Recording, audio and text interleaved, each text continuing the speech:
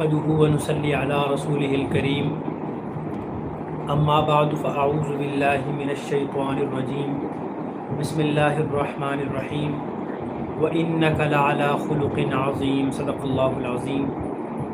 معزز سامعین، کسی بھی انسان کو اس کا حسن کردار ہی اعلیٰ مقام تک پہنچاتا ہے۔ معاشرے میں انسان کی عزت، عظمت، قدر و قیمت، شان و شوکت اچھے کردار، اعلیٰ اخلاقیات کے بغیر ممکن نہیں ہے۔ اللہ رب العزت نے اعلیٰ اخلاق کے حامل افراد کو معاشرے کا بہترین فرد قرار دیا ہے۔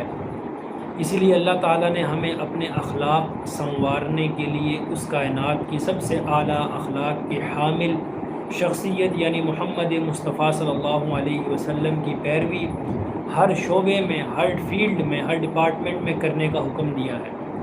آپ صلی اللہ علیہ وسلم کے عمدہ اخلاق کی پیروی سے ہی ہمارے اخلاق کی اصلاح ممکن ہے۔ اس لیے آج کا جو میرا ٹاپک ہے وہ ہے نبی صلی اللہ علیہ وسلم کے اخلاق کریمانہ۔ سب سے پہلے اخلاق کا لغوی معنی جانتے ہیں کہ آپ اخلاق سنتے ہیں، اس کا لغوی معنی کیا ہے؟ اخلاق یہ خلق کی جمع ہے جس کی معنی ہے طبیعت، خصلت، شیوا، سلوک، چلن۔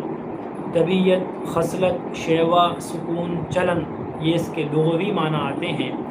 اصطلاح میں اخلاق ایک شخص کا لوگوں کے ساتھ رویہ اور برتاؤ، چال چلن، یہ اس کے اخلاق ہے کہ ایک شخص کا لوگوں کے ساتھ جو رویہ ہے، اس کا جو اخلاق ہے، اس کا برتاؤ ہے، اس کا چال چلن ہے، اسے اخلاق کہا جاتا ہے۔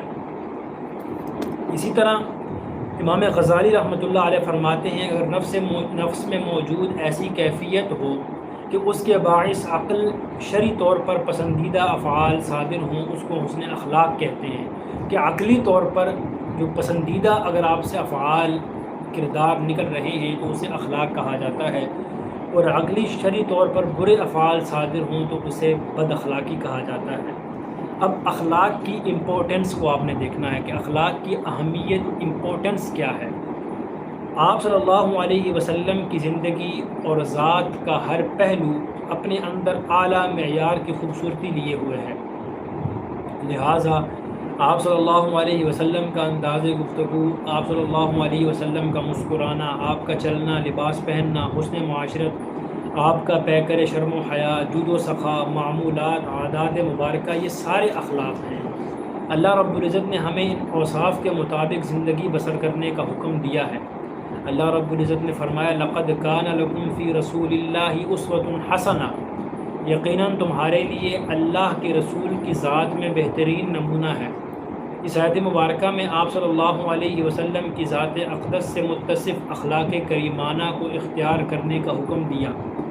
دنیا آخرت کی کامیابی آپ صلی اللہ علیہ وسلم کے حسن اخلاق کو اپنانے پر مشروط رکھی گئی ہے کہ دنیا آخرت کی جو کامیابی ہے وہ نبی صلی اللہ علیہ وسلم کے جو افعال ہیں، اخلاق ہیں، ان کو اپنانے پہ رکھی گئی ہے۔ اللہ رب العزت نے ہمارے لیے فرمایا کہ تمہارے لیے رسول اللہ صلی اللہ علیہ وسلم کی ذات میں بہترین اسوہ ہے، اور جو کامیابی ہے وہ نبی صلی اللہ علیہ وسلم کے اخلاق کریمانہ کو اختیار کرنے سے ملے گی۔ اخلاق حسنہ کے پیش نظر اس کی اہمیت کو دیکھتے ہوئے اللہ رب العزت نے اپنے محبوب کو خلق عظیم کے درجے پر فائز کیا۔ وَإِنَّكَ لَعَلَىٰ خُلُقٍ عَظِيمٍ، کہ یقیناً آپ اخلاق کے اعلیٰ مراتب پر فائز ہیں۔ اس آیت سے معلوم ہوتا ہے کہ جناب نبی کریم صلی اللہ علیہ وسلم سے بڑھ کر کائنات میں حسن اخلاق والی کوئی ذات موجود نہیں ہے، کوئی ذات نبی صلی اللہ علیہ وسلم سے بڑھ کر نہیں ہے۔ حدیث مبارکہ ہے، حضرت ابو ہریرہ رضی اللہ تعالیٰ عنہ سے مروی ہے کہ نبی کریم صلی اللہ علیہ وسلم نے فرمایا کہ مجھے مبعوث ہی اس لیے کیا گیا ہے کہ میں اخلاق کریمانہ کی تخلیق کروں، عمدہ اخلاق کی تکمیل کروں۔ کہ نبی صلی اللہ علیہ وسلم نے فرمایا مجھے اسی لیے مبعوث کیا گیا ہے کہ میں عمدہ اخلاق کی تکمیل کروں۔ اس حدیث سے معلوم ہوتا ہے کہ جناب نبی کریم صلی اللہ علیہ وسلم کی ذات مبارکہ میں ہمارے لیے عمدہ اخلاق موجود ہیں۔ کوئی شخص اس وقت تک خود کو کامل مومن نہیں کہلوا سکتا جب تک کہ وہ اس کا حسن اخلاق جو ہے وہ کامل نہ ہو۔ کوئی شخص بھی اس وقت تک خود کو کامل مومن نہیں کہلا سکتا جب تک اس کا اخلاق جو ہے وہ اچھا نہ ہو، درست نہ ہو۔ بد اخلاق انسان جو ہے اس کا کوئی اس کے پاس فائدہ نہیں، کوئی تو وہ کسی کو فائدہ نہیں پہنچا سکتا، وہ بد اخلاقی کرے گا، لوگوں کو نقصان پہنچائے گا۔ حضرت معاذ بن جبل رضی اللہ تعالیٰ عنہ کو جب یمن کا گورنر بنا کر بھیجا، اس وقت ان کو آخری وصیت نبی صلی اللہ علیہ وسلم نے یہ فرمائی کہ رسول اللہ صلی اللہ علیہ وسلم نے مجھے جو آخری وصیت فرمائی، جس وقت میں نے رکاب میں اپنا پاؤں رکھ لیا تھا، آپ صلی اللہ علیہ وسلم نے فرمایا، اے معاذ بن جبل، لوگوں کے لیے اپنا اخلاق خوبصورت رکھنا۔ اے معاذ بن جبل، لوگوں کے لیے اپنا اخلاق خوبصورت رکھنا۔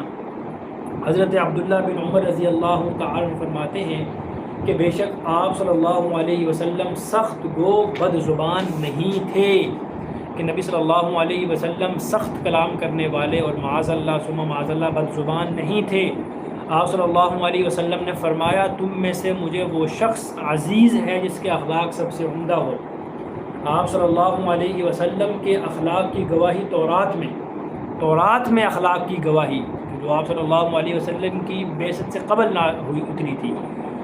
عطا بن یسار رحمۃ اللہ علیہ بیان کرتے ہیں، میں حضرت عبداللہ بن عامر بن عاص رضی اللہ تعالیٰ عنہ سے ملا، میں نے ان سے سوال کیا، مجھے تورات میں نبی کریم صلی اللہ علیہ وسلم کی صفات کے بارے میں بتلائیے۔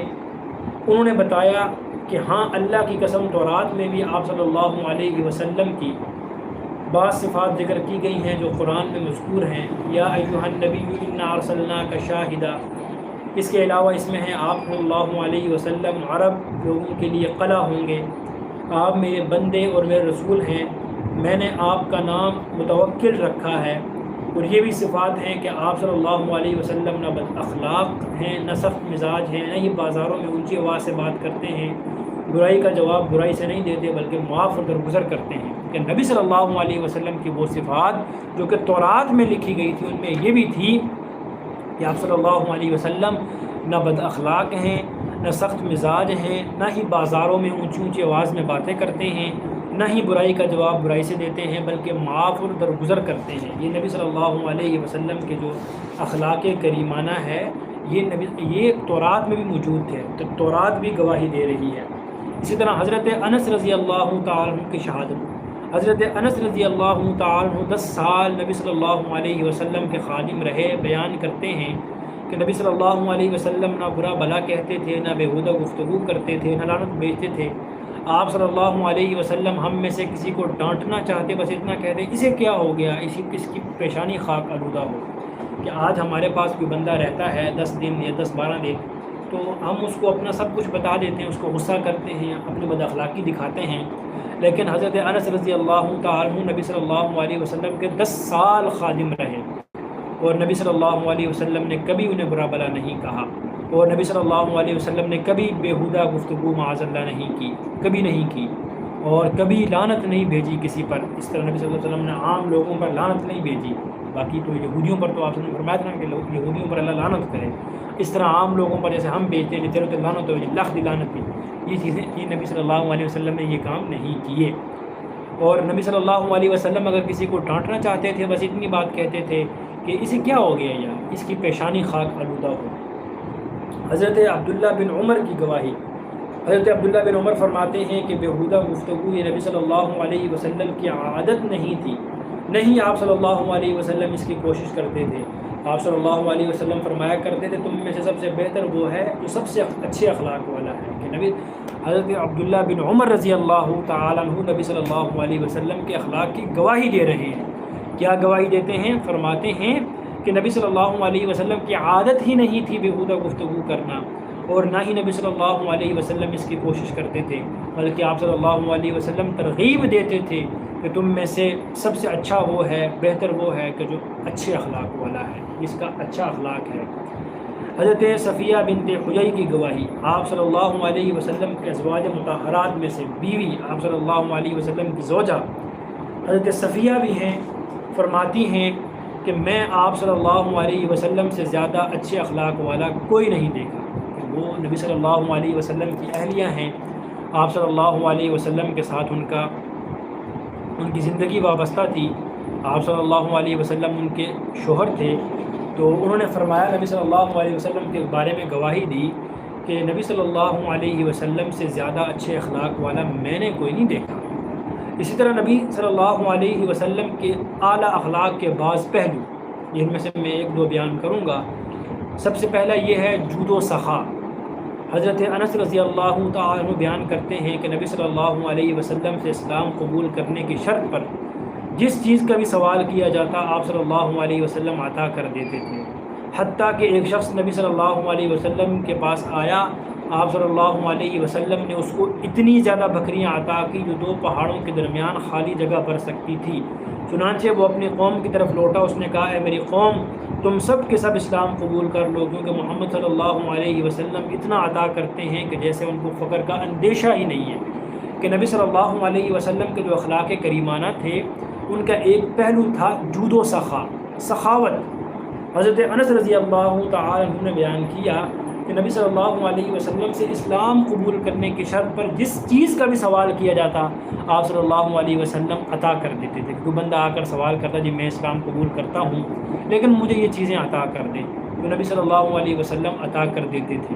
ایک شخص نبی صلی اللہ علیہ وسلم کی خدمت میں آیا، اس کو آپ صلی اللہ علیہ وسلم نے اتنی بکریاں دیں کہ جو 2 پہاڑوں کے درمیان خالی جگہ بھر سکتی تھی۔ چنانچہ وہ اپنی قوم کی طرف جا کر اس نے نبی صلی اللہ علیہ وسلم کا اخلاق بتلایا۔ اس نے یہ بتلایا جا کر کہ محمد صلی اللہ علیہ وسلم پر میری قوم ایمان لے کر آؤ، اس لیے کہ محمد صلی اللہ علیہ وسلم اتنا عطا کر دیتے ہیں کہ نبی صلی اللہ علیہ وسلم نے ان کو اتنا عطا کیا اس کو کہ اس نے کہا کہ جیسے فقر کا اندیشہ ہی نہیں ہے۔ اس نے نبی صلی اللہ علیہ وسلم کے اخلاق کی گواہی دی۔ تو آج کی میری گفتگو جو ایک ٹاپک جس کا ہو چکا ہے، کل انشاءاللہ نیکسٹ پارٹ ہوگا، اس میں نبی صلی اللہ علیہ وسلم کے اخلاق کے حوالے سے کہ نبی صلی اللہ علیہ وسلم کے اخلاق کی گواہی صحابہ کرام نے دی، حضرت انس نے دی، اور آپ صلی اللہ علیہ وسلم کے ازواج نے دی۔ قرآن کریم میں اللہ رب العزت نے فرمایا وَإِنَّكَ لَعَلَىٰ خُلُقٍ عَظِيمٍ، آپ اخلاق کے اعلیٰ مراتب پر فائز ہیں۔ دیکھیے اس آیت سے معلوم ہوتا ہے کہ نبی صلی اللہ علیہ وسلم سے بڑھ کر حسن اخلاق والا کوئی انسان موجود نہیں ہے۔ اسی طرح جب نبی صلی اللہ علیہ وسلم نے حضرت معاذ بن جبل کو یمن کا گورنر بنا کر بھیجا تو نبی صلی اللہ علیہ وسلم نے ان کو جو وصیتیں فرمائی ان میں سے ایک آخری جو وصیت تھی وہ یہ تھی کہ لوگوں کے لیے اپنا اخلاق درست رکھیں۔ دیکھیے آج ہمیں بھی اپنا اخلاق درست کرنے کی ضرورت ہے۔ بعض اوقات کوئی بات اچھی ہوتی ہے، کرنے کی ہوتی ہے، لیکن انسان کا اخلاق اتنا برا ہوتا ہے کہ وہ بات اگلے بندے کو بری لگ جاتی ہے۔ بعض اوقات بات بہت بری ہوتی ہے لیکن ایک انسان اس کو کرتا ایسے طریقے سے ہے کہ اگلا بندہ کہتا ہے یار اس نے ایسے طریقے سے کی، اس کو کوئی پریشانی نہیں ہوتی۔